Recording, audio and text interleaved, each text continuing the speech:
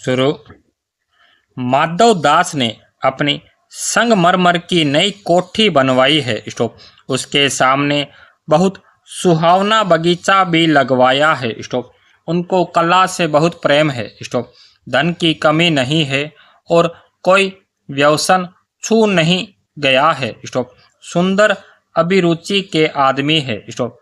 फूल पौधे रकाबियों से हौजों में लगे फंवारों में उछलता हुआ पानी उन्हें बहुत अच्छा लगता है। स्टॉप। समय भी उनके पास काफ़ी है। स्टॉप। शाम को जब दिन की गर्मी ढल जाती है और आसमान कई रंग का हो जाता है, तब कोठी के बाहर चबूतरे पर तख्त डलवाकर मसनद के सहारे वह गलीचे पर बैठते हैं और प्रकृति की छटा निहारते हैं। स्टॉप। इनमें मानो उनके मन को तृप्ति मिलती है। स्टॉप।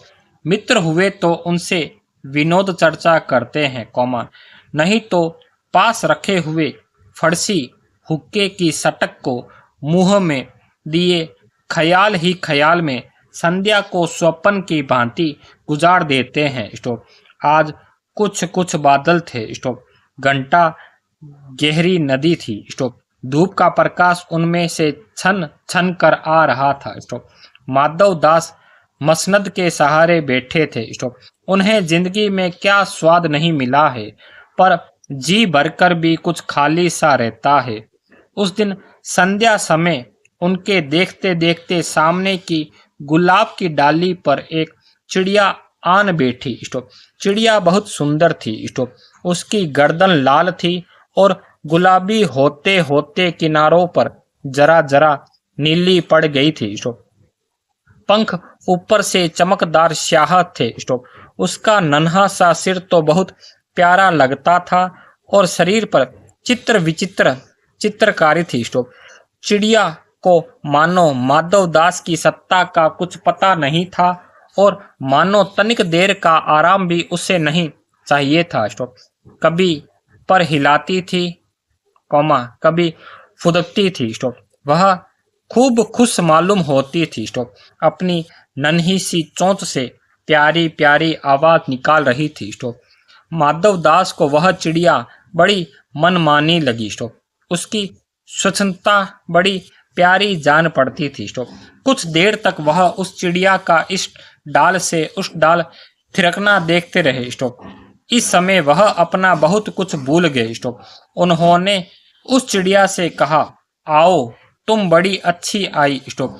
यह बगीचा तुम लोगों के बिना सुनना लगता है। स्टॉप।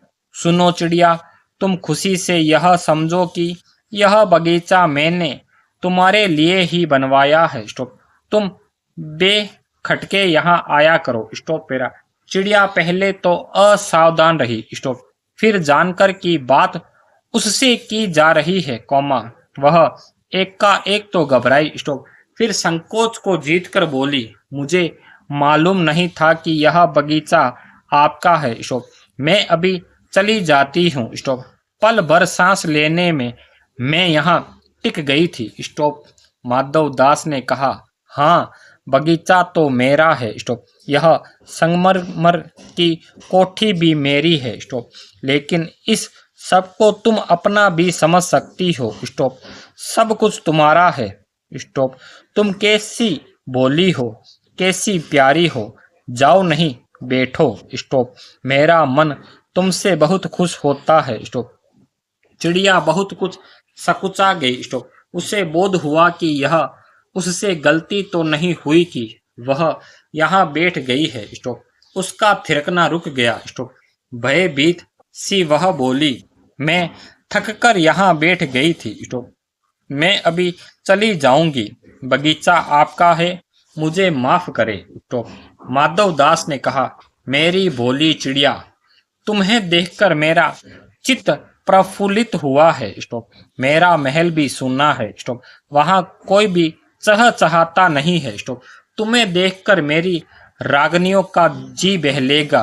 तुम कैसी प्यारी हो, यहाँ ही तुम क्यों ना रहो। स्टॉप।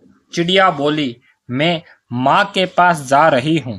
सूरज की धूप खाने और हवा से खेलने और फूलों से बात करने में जरा घर से उड़ आई थी। स्टॉप। अब सांझ हो गई है और माँ के पास जा रही हूँ। स्टॉप। अभी अभी मैं चली जा रही हूँ। स्टॉप। आप सोच ना करें। स्टॉप। माधव दास ने कहा, प्यारी चिड़िया, पगली मत बनो। देखो तुम्हारे चारों तरफ कैसी बहार है। स्टॉप। देखो वह पानी खेल रहा है, उधर गुलाब हंस रहा है। स्टॉप। भीतर महल में चलो, कोमा, जाने क्या क्या ना पाओगी। स्टॉप। मेरा दिल वीरान है। स्टॉप। वहाँ कब हंसी सुनने को मिलती है। मेरे पास बहुत सा सोना मोती है। स्टॉप। सोने का एक बहुत सुंदर घर मैं तुम्हें बना दूंगा। स्टॉप। मोतियों की झालर उसमें लटकेगी। स्टॉप। तुम मुझे खुश रखना। और तुम्हें क्या चाहिए माँ के पास बताओ क्या है। तुम यहाँ ही सुख से रहो। स्टॉप। मेरी भोली गुड़िया। चिड़िया इन बातों से बहुत डर गई। वह बोली, मैं भटक कर तनिक आराम के लिए इस डाली पर रुक गई थी। स्टॉप। अब भूलकर भी ऐसी गलती नहीं होगी। स्टॉप। मैं अभी यहाँ से उड़ी जा रही हूँ। स्टॉप। तुम्हारी बातें मेरी समझ में नहीं आती है। स्टॉप। मेरी माँ के घोंसले के बाहर बहु तेरी सुनहरी धूप बिखरी रहती है। स्टॉप। मुझे और क्या करना है। दो दाने माँ ला देती है और जब मैं पर खोलने बाहर जाती हूँ तो माँ मेरी बाट देखती रहती है। मुझे तुम और कुछ मत समझो, मैं अपनी माँ की हूँ। स्टॉप। माधव दास ने कहा, बोली चिड़िया, तुम कहाँ रहती हो। तुम मुझे नहीं जानती हो। चिड़िया, मैं माँ को जानती हूँ, भाई को जानती हूँ, सूरज को और उसकी धूप को जानती हूँ, घास पानी और फूलों को जानती हूँ। महामान्य, तुम कौन हो। मैं तुम्हें नहीं जानती। माधव दास, तुम भोली हो चिड़िया। तुमने मुझे नहीं जाना, तब तुमने कुछ नहीं जाना। मैं ही तो हूँ सेठ माधव दास। मेरे पास क्या नहीं है, जो मांगो मैं वही दे सकता हूँ।